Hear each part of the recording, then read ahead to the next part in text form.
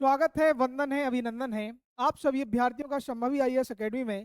साथियों, MPPSC pre 2026 के लिए 1 अगस्त से हमारे यहाँ पर प्रयास बैच का प्रारंभ किया गया था, जिसमें मध्य प्रदेश की 10वीं यूनिट प्रारंभिक परीक्षा की 10वीं यूनिट जिसमें मध्य प्रदेश की जनजातियाँ हैं, उसको बड़े ही विस्तार से हमने कंप्लीट कर लिया था।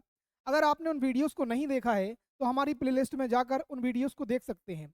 आज हमको बात करना है उसमें जो बचे हुए कुछ टॉपिक हैं, जैसे मध्य प्रदेश में महत्वपूर्ण जनजातीय व्यक्तित्व। तो यहाँ पर हम शुरुआत करने वाले हैं मध्य प्रदेश के महत्वपूर्ण जनजातीय व्यक्तित्व की, जिनमें हम शुरुआत कर रहे हैं गौड़ शासक संग्राम शाह को यहाँ पर हम देखने वाले हैं। तो आइए शुरुआत करते हैं मध्य प्रदेश के महत्वपूर्ण जनजातीय व्यक्तित्व में संग्राम शाह के विषय में कुछ महत्वपूर्ण बातें जो परीक्षा के दृष्टिकोण से महत्वपूर्ण है। ठीक है, तो ये आपको एक चित्र दिखाई दे रहा है गौड़ शासक, ये संग्राम शाह का चित्र है। और ये जो है गोंडवाना जो हमारी रियासत रही है उसके 48वें नंबर के राजा रहे हैं। क्रमांक संख्या के आधार पर ये कौन से राजा रहे हैं, तो 48वें ठीक है शासक रहे हैं। और इनको जो है गोंडवाना वंश का वास्तविक संस्थापक भी कहा जाता है। तो ऐसा इनके बारे में कुछ और जानकारियां हैं। ठीक है, आइए देखिए किन किन बिंदुओं को हमको जानना है यहाँ पर। तो संग्राम शाह के बारे में आपको ये जो इतने महत्वपूर्ण बिंदु दिए गए हैं, तो ये प्रारंभिक परीक्षा तथा मुख्य परीक्षा के दोनों ही दृष्टिकोण से यहाँ पर चीज़ों को समाहित किया गया है। आप देखेंगे जो जनजातीय महत्वपूर्ण हमारे यहाँ पर जो रियासत वगैरह जो जोड़ी गई हैं मुख्य परीक्षा में, तो वहाँ पे भी ये काम आने वाला है। ठीक है, तो इसमें देखिए हमको किन किन चीज़ों को पढ़ना है। तो पहला जो बिंदु है हमारा, इसमें है संग्राम शाह का परिचय, है ना। तो पहला जो बिंदु है परिचय, इसमें हम जानेंगे कि उनका जो शासनकाल है कब से कब तक रहा है, उनके पिता कौन हैं, उनके पुत्र कौन हैं। ठीक है, उस तरह की बातें होंगी इनसे, जहाँ से प्रश्न बन सकते हैं उनको यहाँ पर समाहित किया है। दूसरा है इनकी जानकारी के स्रोत, है ना।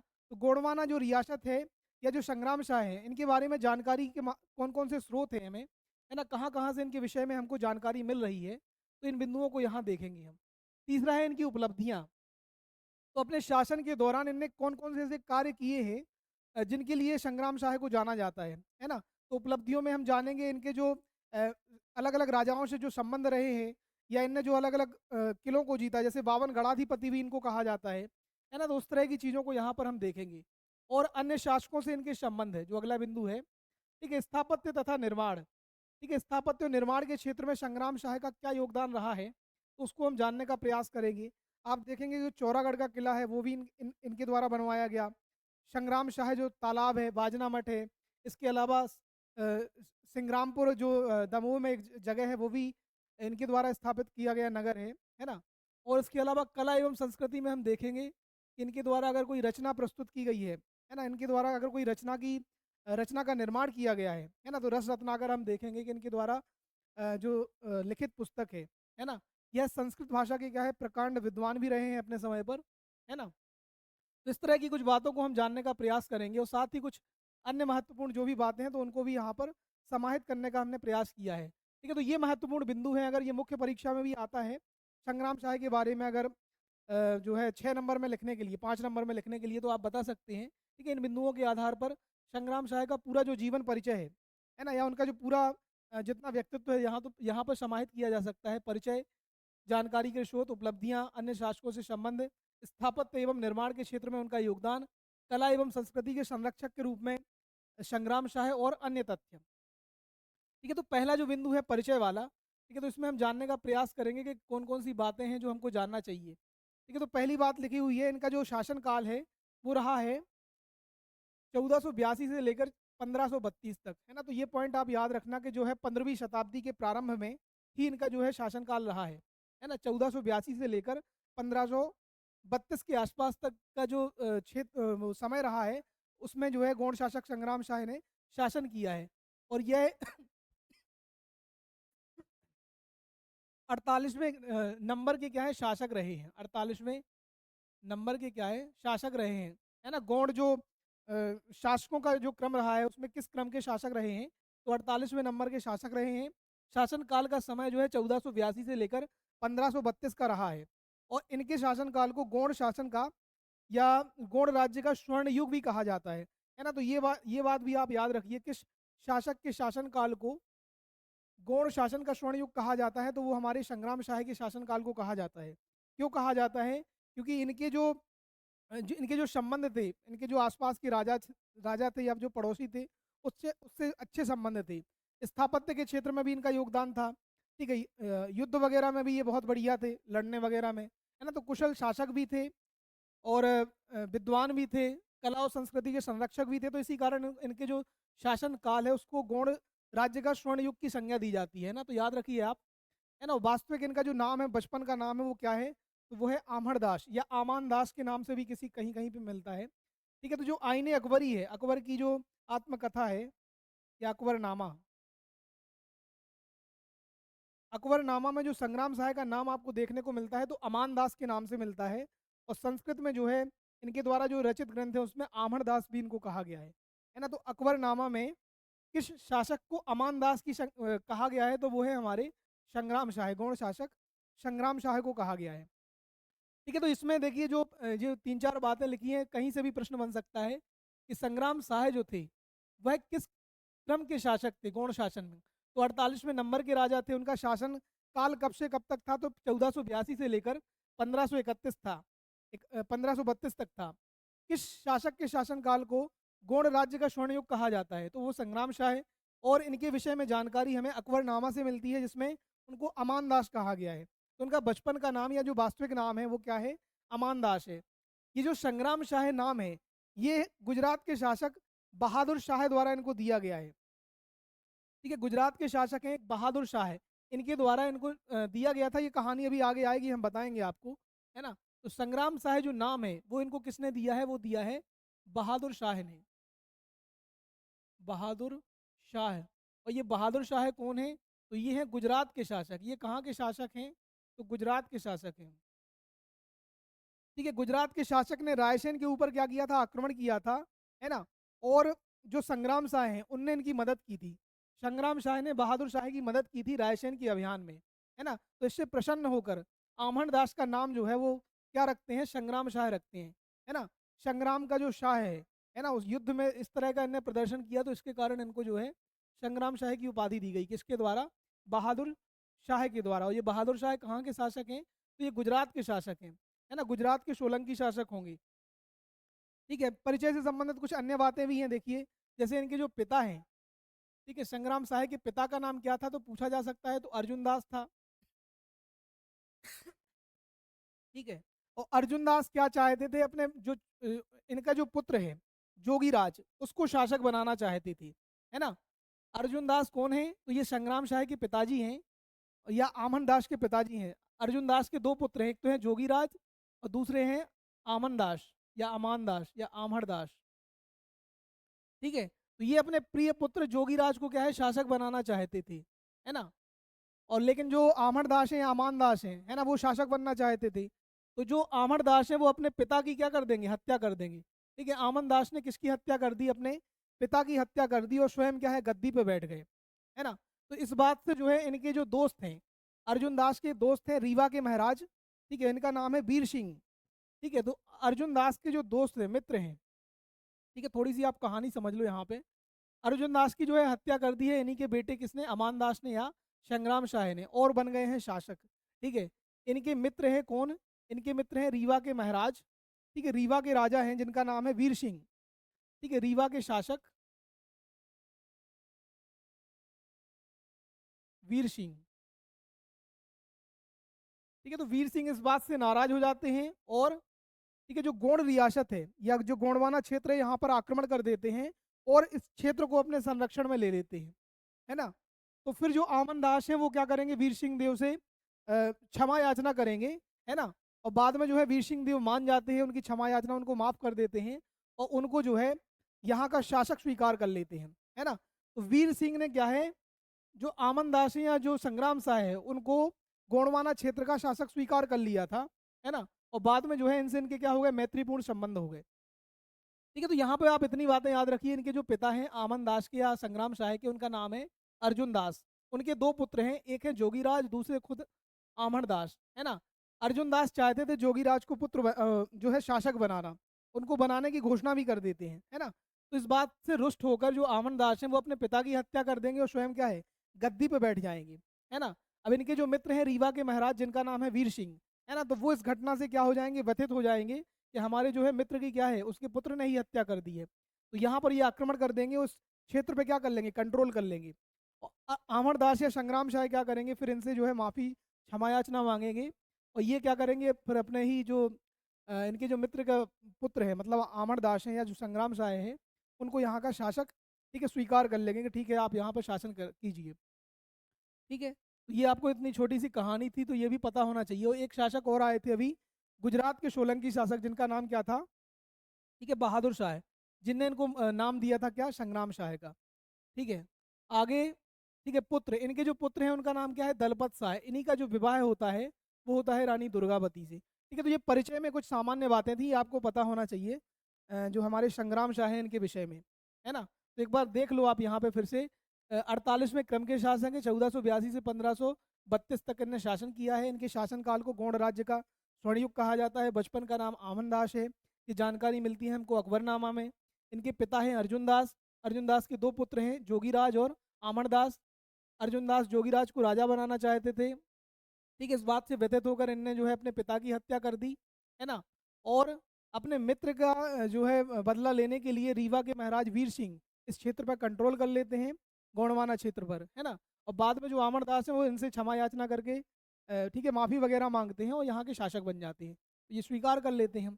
अर्जुन और जो आमरदास के पुत्र हैं, है ना, किसके पुत्र की बात कर रहे हैं हम, आमरदास के या संग्राम शाह के पुत्र, उनका नाम क्या है, दलपत शाह, जिनका विवाह किससे हुआ था, तो वो हुआ था रानी दुर्गावती से। तो रानी दुर्गावती कौन है इनकी, पुत्र वधू है या बहू जिसको कहते हैं हम सामान्य भाषा में। ठीक है, तो ये कुछ सामान्य बातें थी इनके विषय से जुड़ी हुई। अब है इनकी जानकारी के स्रोत। ठीक है, जो संग्राम शाह है इनके विषय में कहाँ कहाँ से जानकारी मिल रही है, तो एक देखिए ये जो ग्रंथ लिखा हुआ है वीर भानुदय काव्यम, है ना, वीर भानुदय काव्यम से हमें इनके बारे में जानकारी मिलती है।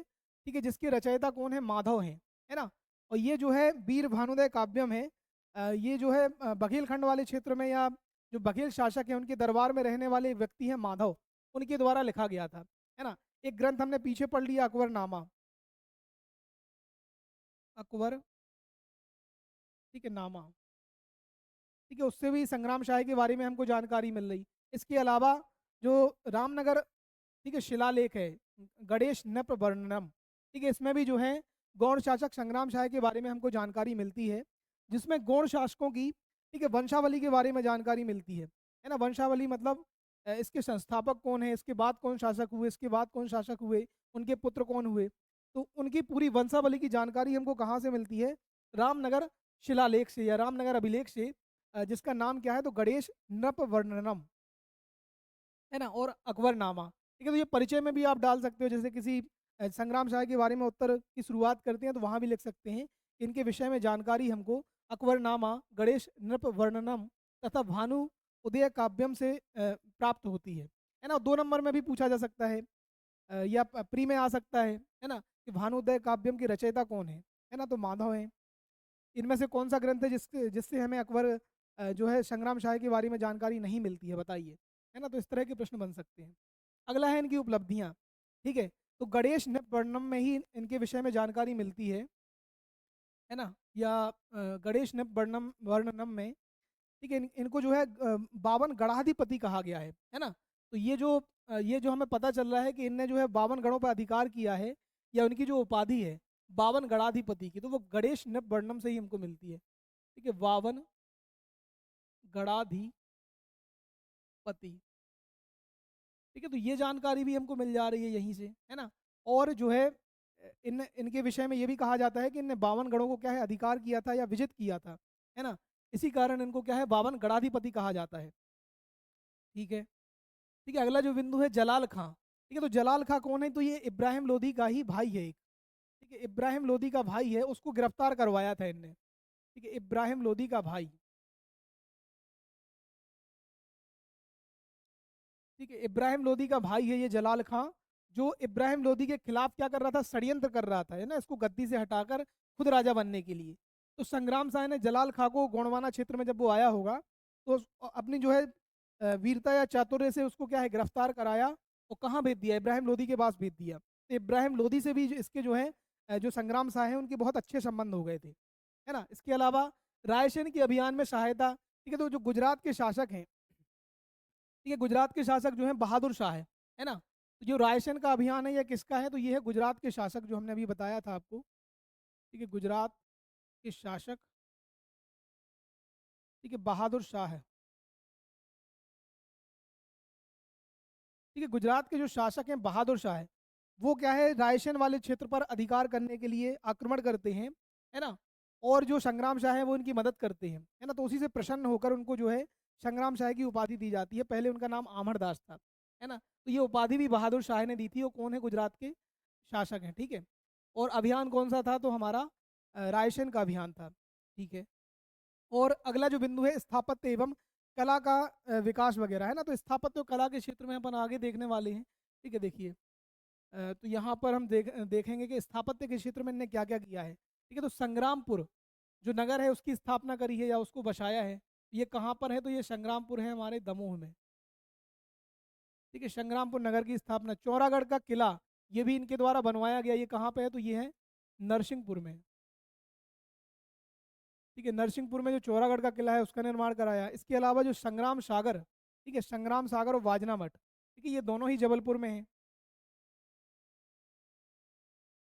ठीक है। इनका भी निर्माण कराया। तो संग्राम सागर सागर ये क्या है, ये तो तालाब है, ठीक है, इसका निर्माण कराया। बाजना मठ, इसको बटुक भैरव मंदिर भी कहते हैं, भैरव मंदिर, ठीक है। ये क्या है, तो तांत्रिक मंदिर है एक, ठीक है। इसका भी इनने क्या है, निर्माण करवाया था, ठीक है। तो ये कुछ उनके द्वारा किए गए स्थापत्य हैं। जैसे संग्रामपुर नगर की स्थापना करी, संग्रामपुर कहाँ है, तो दमोह में है। चौरागढ़ के किले का निर्माण कराया, वो कहाँ पे है, तो वो नरसिंहपुर में है। संग्राम सागर तालाब का निर्माण कराया, ये जबलपुर में है। और बाजना मठ ये भी जबलपुर में है, संग्राम इसके सामने ही है ये, है ना। और जो है इसको बटुक भैरव मंदिर के नाम से भी जाना जाता है, जो एक तांत्रिक मंदिर है, ठीक है। कला एवं साहित्य के क्षेत्र में या कला एवं साहित्य के संरक्षक के रूप में जो है संग्राम शाह किस तरह से ठीक है जाने जाते हैं, तो वो भी देख लीजिए। इनकी खुद एक रचना है ना। संस्कृत भाषा की क्या है, प्रकांड विद्वान है, हमने बताया है ना, कि ये जो है संग्राम शाह की हम बात कर रहे हैं, ठीक है। तो स्वयं जो है संस्कृत के विद्वान है, ठीक है, संस्कृत भाषा के विद्वान है ना। और स्वयं की रचना है इनकी क्या है, रस रत्नाकर। तो ये पूछा जा सकता है कि रस रत्नाकर किसकी रचना है, तो वो संग्राम सागर की रचना है, संग्राम शाह की रचना है। और यह किस भाषा में लिखी गई है, तो ये भी याद रखिए आप, संस्कृत भाषा की रचना है, संस्कृत, ठीक है। और इनके दरबार में एक व्यक्ति रहते थे जिनका नाम है दामोदर ठाकुर, है ना। तो ये भी देखिए आप, ये पूछा जा सकता है कि दामोदर ठाकुर किस गौड़ शासक या किस शासक के जो है दरबारी कवि रहे हैं या दरबार में रहने वाले व्यक्ति हैं, है ना। तो वो हमारे संग्राम शाह शाह हैं, है ना। संग्राम शाह के दरबार में रहने वाले व्यक्ति हैं, जिनकी दो प्रमुख रचनाएं हैं, संग्राम शाही विवेक दीपिका, है ना, महत्वपूर्ण है, ये याद रखिए आप। संग्राम शाही विवेक दीपिका और दिव्य निर्णय, है ना। तो ये पूछा जा सकता है और परीक्षा में आया भी होगा, है ना। एमपीपीएससी में पूछा भी जा चुका है कि दिव्य निर्णय के रचयिता कौन है, तो वो है दामोदर ठाकुर। और किसके दरबारी हैं वो, तो वो है संग्राम शाह के दरबारी, याद रखिए आप, ठीक है। साथ ही इनके जो क्या बोलते हैं समकालीन जो शासक रहे हैं, ठीक है, तो उनके विषय में भी आप एक बार यहीं पे देख लो कौन कौन से समकालीन प्रमुख शासक रहे हैं। जैसे रीवा के महाराज हैं वीर सिंह देव, है ना, वीर सिंह देव बघेल, है ना। और ये तो हमने बताया था कि जो अर्जुन दास हैं या अर्जुन देव हैं, इनके जो पिताजी हैं अर्जुन देव, किसके पिता, तो संग्राम शाह के पिता। इनके क्या थे, मित्र थे, है ना। और बाद में जो है संग्राम शाह के भी मित्र बन गए थे, है ना। तो ये तो पता ही है आपको। और जो है दिल्ली सल्तनत में जो इब्राहिम लोदी है, इनसे भी इनके मैत्रीपूर्ण संबंध है। क्यों है, तो हमने बताया था आपको, जो जलाल खां है, ठीक है, जलाल खां, ठीक है, इब्राहिम लोदी का जो भाई है उसको क्या कराया था, इनने गिरफ्तार कराया था, ठीक है, उसको गिरफ्तार कराया था। उसके कारण इनके जो है इब्राहिम लोदी से मैत्रीपूर्ण संबंध हो गए थे। गुजरात के शासक बहादुर शाह है, इसको जो है रायसेन के अभियान में मदद की थी, ठीक है, रायसेन के अभियान में, ठीक है, सहायता की थी, ठीक है, रायसेन के अभियान में सहायता की थी। इसी कारण इनको जो है आमरदास से उनका नाम क्या पड़ गया, संग्राम शाह पड़ गया। और चंदेल शासक जो हैं, है ना, चंदेल शासकों से भी क्या रहे हैं इनके अच्छे संबंध रहे हैं। वैवाहिक संबंधों के माध्यम से इनने अपने पुत्र जो है दलपत शाह, ठीक है, दलपत शाह का विवाह करा दिया था रानी दुर्गावती से। ठीक है, यह जो राजकुमारी थी चंदेल शासिका, चंदेल जो राजकुमारी थी दुर्गावती, उससे इनने विवाह करा दिया था। ठीक है, तो ये उनके कुछ समकालीन शासक हैं और उनसे कैसे इनके संबंध रहे हैं। तो आपको दिखाई दे रहा होगा कि जो है रीवा के शासक से मैत्रीपूर्ण संबंध है, इब्राहिम लोदी से भी मैत्रीपूर्ण संबंध है ना, गुजरात के शासक से भी मैत्रीपूर्ण संबंध है, और चंदेल शासकों से क्या है, वैवाहिक संबंध है। तो यहाँ पर जो है हमारे संग्राम शाह कंप्लीट होते हैं। ठीक है, एक बार फिर से हम देख लेंगे संग्राम शाह के बारे में, किन किन बातों को हमने जाना। तो परिचय में हमने उनके शासनकाल को जाना, गौड़ राज्य के स्वर्ण युग को जाना, उनके बचपन का नाम जाना, है ना, अकबरनामा में उनका उल्लेख मिलता है। अर्जुन दास उनके पिता जोगीराज को जाना, है ना, उनके जो भाई हैं, है ना, साथ ही उनका जो पुत्र है दलपत शाह, उसके विषय में जाना, रानी दुर्गावती, है ना। जानकारी के स्रोत तो अकबरनामा, वीर भानुदय काव्यम, रामनगर का जो अभिलेख है गणेश नृप वर्णनम, है ना, ये भी जाना। उपलब्धियां जाना, 52 गणाधिपति, जलाल खां को गिरफ्तार कराया, रायसेन के अभियान में बहादुर शाह की मदद की। ठीक है, स्थापत्य के क्षेत्र में जो है स्थापत्य के क्षेत्र में संग्राम जो पुर है उसकी संग्रामपुर जो नगर है उसकी स्थापना करी, चौरागढ़ के किले का निर्माण कराया, संग्राम सागर और बाजना मठ जैसे स्थापत्यों का निर्माण कराया। साथ ही कला एवं साहित्य के क्षेत्र में स्वयं रस रत्नाकर की इनने रचना करी है ना। इनके दरबारी विद्वान जो है दामोदर ठाकुर है, जिसने संग्राम शाही, विवेक दीपिका और दिव्य निर्णय जैसी पुस्तकें लिखी हैं। ठीक है, तो जुड़ने के लिए सभी का बहुत बहुत आभार। और मध्य प्रदेश के जितने भी महत्वपूर्ण जनजातीय व्यक्तित्व हैं उनको जानने के लिए हमारे चैनल को सब्सक्राइब कीजिए, वीडियो को शेयर कीजिए। जय हिंद, जय भारत।